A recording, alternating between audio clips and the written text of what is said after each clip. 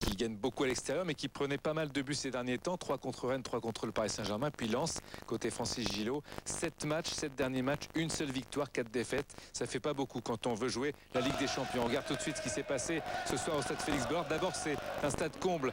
Tous les billets vendus depuis jeudi dernier. Et un COP qui va appuyer ses joueurs, parce que c'est vrai que c'est pratiquement la dernière chance d'y accéder à cette Ligue des Champions. Avec Toulouse, je vous le disais, à l'aise à l'extérieur. Elmander, la talonnade est géniale. Et Siriex qui frappe. Itange doit s'y prendre à 2 voire 3 fois pour arrêter ce ballon de Siriex, mais la combinaison collective de Toulouse, eh bien c'est un jeu fluide, un jeu fait de solidarité, d'enthousiasme, d'audace pour cette équipe emmenée par Elie Baup. Et puis les Lensois sont un petit peu fébriles, on a l'impression qu'ils restent sur leur prestation de Bordeaux, c'est-à-dire un manque de confiance. Bergogneau qui a essayé de trouver l'ouverture après un dribble chaloupé. Elie Baup le félicite d'ailleurs, et regardez cet enchaînement, il est beau. Brian Bergogneau qui passe entre deux défenseurs lensois, il élimine le troisième, Koulibaly, le centre. Et finalement, Itange est bien là, aidé par sa défense. Encore Toulouse avec Achille Mana, très puissant, mais Seydou Keita est là. La frappe, l'enchaînement, et Harouna Dindan en taclant ce ballon servi par Cousin, et bien n'arrive pas à trouver le cadre. Daniel Cousin d'ailleurs qui reste pour la petite histoire sur les 2 victoires de Lens contre Toulouse lors des 2 derniers matchs ici à domicile. Il avait gagné avec son équipe de Lens 1-0 et 1-0. C'était le buteur. Attention quand même à cette équipe de Toulouse, et Elmander qui n'a plus marqué depuis le 1er avril dernier, c'était contre Saint-Etienne, qui va... Petite erreur de la défense lensoise. Seydou Keita, le capitaine lensois, qui emmène ce ballon. Elmander, le crochet est beau, et puis Itange qui a la réussite, puisque avec les 2 pieds il réussit à renvoyer ce ballon sous les yeux un petit peu inquiets de Gervais Martel, le président lensois. Lens en deuxième période va être complètement transfiguré. C'est une autre équipe de Lens qui rentre sur la pelouse, un petit peu celle de la fin de la première période, c'est-à-dire que c'est une équipe qui va jouer complètement son bateau, qui s'est remis en confiance et qui va pilonner cette cage toulousaine avec Hilton à la retombée et le réflexe exceptionnel de Nicolas Douchez, l'un des plus beaux arrêts de cette saison. Corner pour le Racing Club de Lens.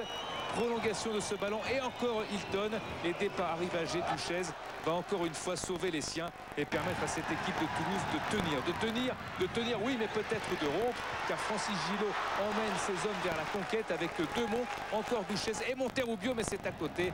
La tête du milieu de terrain lensois n'arrive pas à trouver le cap. On joue les 10 dernières minutes, et Demont encore continue avec cette belle envolée sur la tête de Dindan de Nicolas Douchez. Demont qui sera suspendu à Lyon mercredi. Encore cette équipe de Toulouse, parce qu'attention, les Toulousains ne sont pas craintifs, ils ont laissé un petit peu passer leur âge, et chaque occasion peut être la bonne, avec Elmander qui n'arrive pas bien à se mettre en position pour frapper cette tête. Gervais Martel, il regarde l'écran géant du stade Félix-Ballard parce qu'il y a un chronomètre. Et attention à Dindan, le crochet. Un de cet exceptionnel, le centre en retrait qui est là, Seydou Keita qui ouvre le score, aidé par la défense toulousaine car le ballon a été contré. C'est le 19e but en Ligue 1 de Seydou Keita qui fêtait ce soir son 180e match en Ligue 1, et c'est son 11e but de la saison. Regardez ce que fait Harouna Dindan.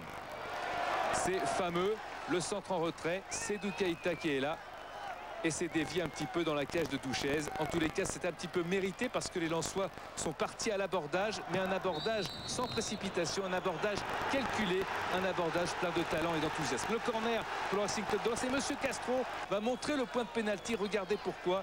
Un petit peu de chauffe dans cette surface de réparation. À l'avantage de Monsieur Castro, entre guillemets, il avait beaucoup communiqué avec les défenseurs toulousains. Il les avait prévenus qu'au prochain coup, il y aurait pénalty. Daniel Cousin s'élance et il marque. Il n'avait plus inscrit de but depuis le 2 décembre dernier, c'était contre Bordeaux en championnat. C'est son 4e but de la saison seulement et son 2e à domicile. Il n'avait plus marqué donc depuis la 16e journée. Cousin félicité par ses partenaires. Lens peut chanter, Lens a fait le boulot, a fait le devoir. 2-0, une équipe de Lens en deuxième période qui était quasiment intouchable. Bravo Racing Club de Lens.